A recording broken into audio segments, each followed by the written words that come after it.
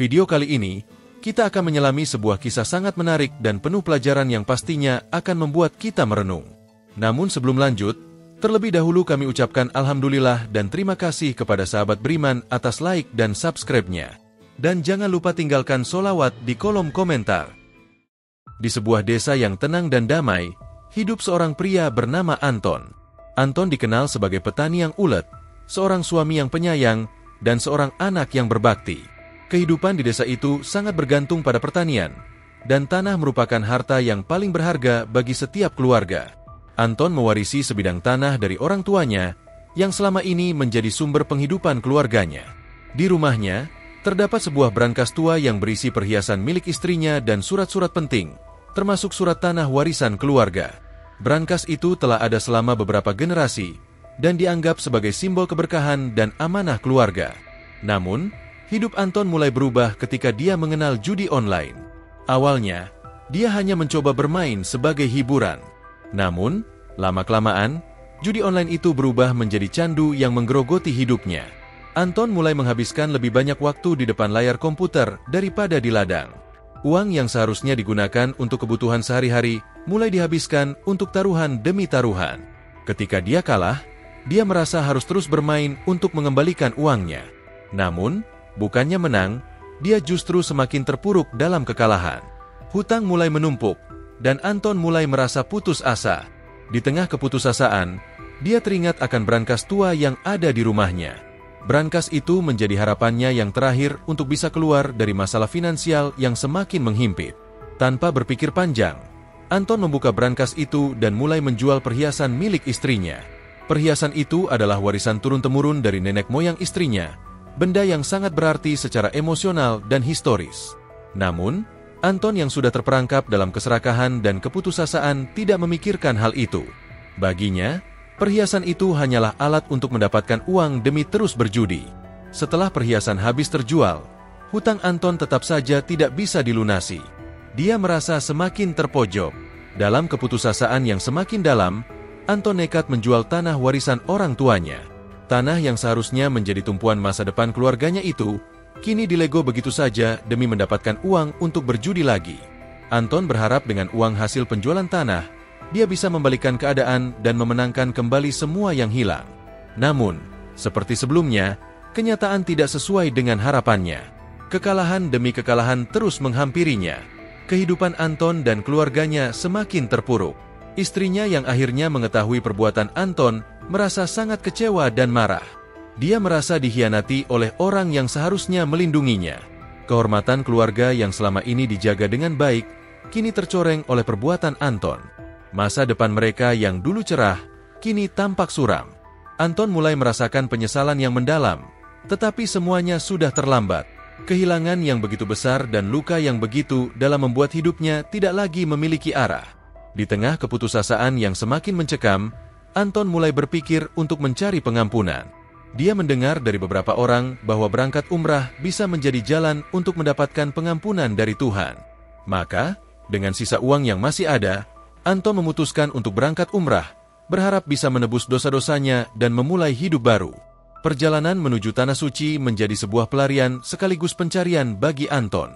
Dengan hati yang penuh dengan penyesalan dan keputusasaan, Anton berharap bahwa di hadapan Ka'bah, dia akan menemukan pengampunan dan jalan keluar dari semua masalah yang menghimpitnya. Namun, meskipun dia telah memutuskan untuk menjalani ibadah umrah, perasaan bersalah dan cemas tetap menghantui hatinya sepanjang perjalanan. Dia tahu bahwa dosa-dosanya begitu besar, dan dia tidak yakin apakah Tuhan akan memberikan pengampunan atas segala perbuatannya. Setibanya di Tanah Suci, Anton merasa campur aduk. Di satu sisi, dia merasakan kedamaian yang telah lama hilang dari hidupnya. Udara di sekitar Masjidil Haram terasa begitu menenangkan, dan gemuruh doa dari jutaan umat muslim yang berkumpul di sana membuat hatinya tergetar. Namun, di sisi lain, Anton juga merasa ketakutan. Dia merasa begitu kecil dan tak berdaya di hadapan Ka'bah, seolah-olah dosa-dosanya menghantuinya dari setiap sudut masjid.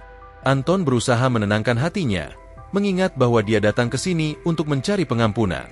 Anton mulai melaksanakan ibadah umrah dengan penuh kehusyukan.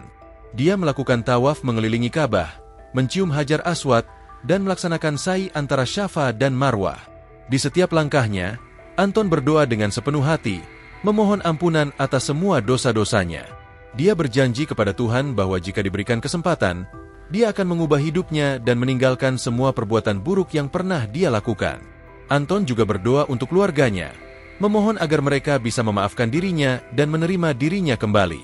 Namun, di tengah-tengah rangkaian ibadahnya, Anton mulai merasakan sesuatu yang aneh. Ketika dia sedang khusyuk berdoa di depan Ka'bah, tiba-tiba dia merasakan kakinya mulai terasa berat.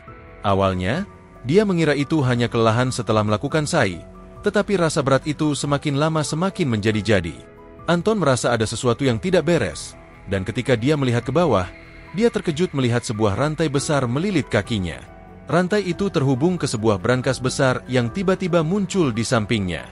Brankas itu tampak begitu nyata dan familiar, dan itu adalah brankas yang dulu dia buka untuk mengambil perhiasan dan surat tanah. Anton terperangah dan merasa takut. Dia berusaha melepaskan kakinya dari rantai itu, tetapi semakin dia berusaha, semakin kuat rantai itu mengikatnya. Orang-orang di sekitarnya mulai memperhatikan kejadian aneh itu, tetapi mereka tidak bisa berbuat apa-apa. Anton yang panik mulai merasakan ketakutan yang luar biasa. Dia sadar bahwa ini bukan kejadian biasa. Ini adalah azab atas perbuatannya. Perhiasan dan tanah yang dia jual dengan cara yang salah kini kembali menghantuinya, menghukumnya di hadapan Ka'bah. Anton berdiri terpaku di hadapan Ka'bah, sementara rantai besar yang terhubung dengan brankas itu semakin erat melilit kakinya. Dia merasakan beban yang luar biasa di kakinya, seolah-olah setiap langkah yang dia coba lakukan ditahan oleh brankas yang tak tergerakkan itu. Anton mencoba untuk melangkah, tetapi rantai itu menariknya kembali, membuatnya tersungkur ke tanah. Dia berusaha untuk bangkit, tetapi brankas besar itu terus menahannya di tempat, membuatnya tak mampu bergerak.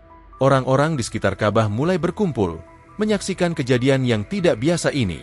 Mereka melihat seorang pria yang tampak putus asa, terjebak oleh rantai yang terhubung ke sebuah brankas besar. Wajah-wajah mereka penuh dengan keheranan dan ketakutan, sementara Anton semakin panik. Dia berteriak minta tolong, tetapi suaranya tenggelam dalam kerumunan doa dan zikir yang terus bergaung di sekitar Ka'bah. Anton merasakan bahwa ini adalah azab dari Tuhan atas semua dosa yang telah dia lakukan. Dia tahu bahwa brankas ini bukan sekadar benda mati, tapi ini adalah simbol dari keserakahannya, simbol dari dosa-dosa yang dia lakukan dengan menjual perhiasan istrinya dan tanah warisan keluarganya. Anton merasakan penyesalan yang mendalam, tetapi dia tahu bahwa tidak ada yang bisa dia lakukan untuk membalikkan waktu. Dia terjebak dalam azab yang dia ciptakan sendiri, terantai oleh dosa-dosanya yang sekarang menjadi nyata di hadapannya.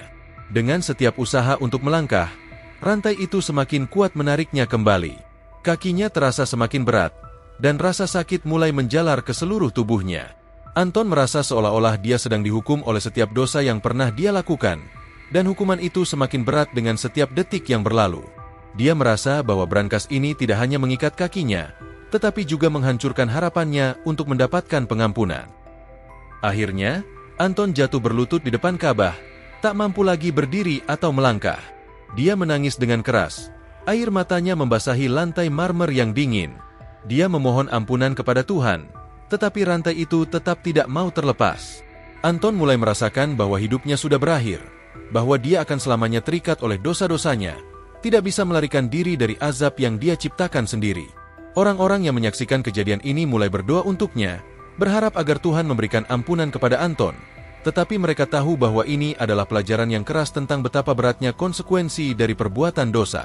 Dalam keadaan yang penuh dengan rasa sakit dan penyesalan, Anton akhirnya menyerah. Dia berhenti berusaha untuk melarikan diri dari rantai yang mengikatnya. Dia tahu bahwa ini adalah takdir yang harus dia terima, sebagai akibat dari semua perbuatannya.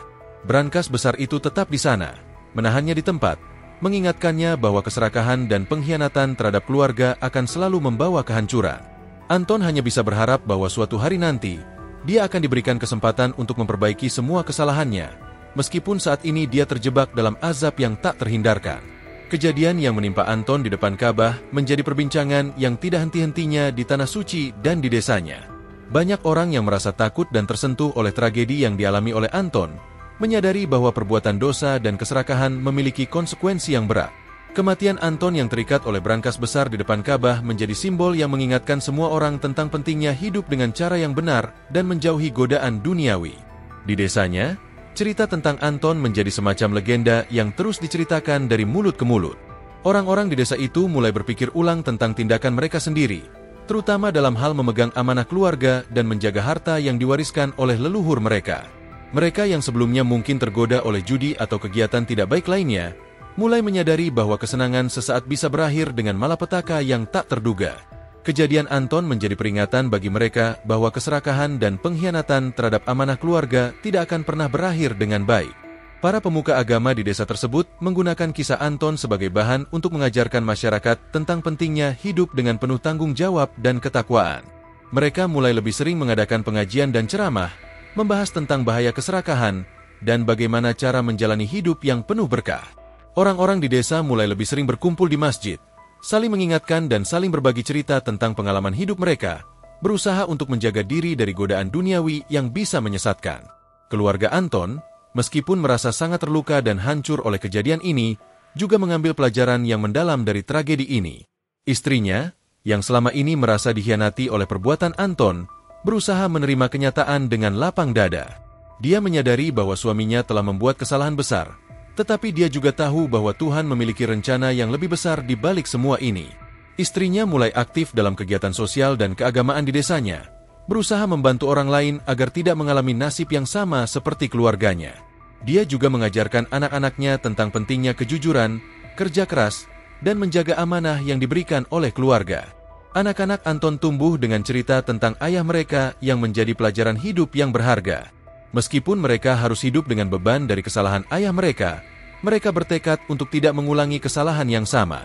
Mereka dididik oleh ibu mereka untuk menjadi orang yang jujur, bekerja keras, dan selalu berpegang pada ajaran agama.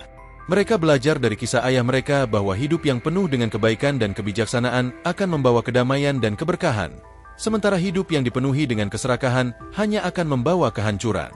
Anton mungkin telah meninggalkan dunia ini dengan cara yang tragis, tetapi kisah hidupnya akan terus hidup sebagai pengingat bagi mereka yang masih hidup, untuk menjalani hidup dengan penuh tanggung jawab dan ketakwaan. Dari Abdullah bin Umar radhiyallahu anhu, Rasulullah bersabda, "Setiap kamu adalah pemimpin, dan setiap pemimpin akan dimintai pertanggungjawaban atas kepemimpinannya. Seorang suami adalah pemimpin dalam keluarganya, dan ia akan dimintai pertanggungjawaban atas kepemimpinannya." Hadis riwayat Bukhari. Hadis ini mengingatkan tentang tanggung jawab yang diemban oleh seorang suami dan kepala keluarga. Menjual perhiasan istri atau tanah warisan tanpa izin dan demi kepentingan pribadi yang merugikan keluarga adalah bentuk pengkhianatan terhadap tanggung jawab tersebut yang akan membawa dampak buruk dalam kehidupan dan akhirat.